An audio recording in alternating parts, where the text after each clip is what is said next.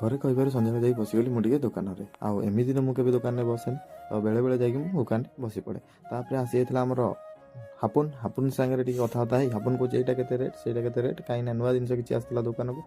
ମୁଁ ଆସିବାରୁ ଦୋକାନରେ ଗ୍ରାହକ ମୋତେ କେହି ନଥିଲେ। ମୁଁ ଭାବିଲି ମୁଁ ଅମୁଲ ଏଟାକିରେ ମୋତେ ଦେଖି କେହି ଆସିଲାନି। ତାପରେ ଆସି ବସି ମୁଁ ଫୋନ୍ ଦେଖିବାର ବ୍ୟସ୍ତ ହେଇଗଲି। ତାପରେ ମୁଁ ଟିକେ ୟୁଟ୍ୟୁବ୍ ଇନଷ୍ଟାଗ୍ରାମ୍ ଟିକେ ଘାଣ୍ଟିବାକୁ ଲାଗିଗଲି।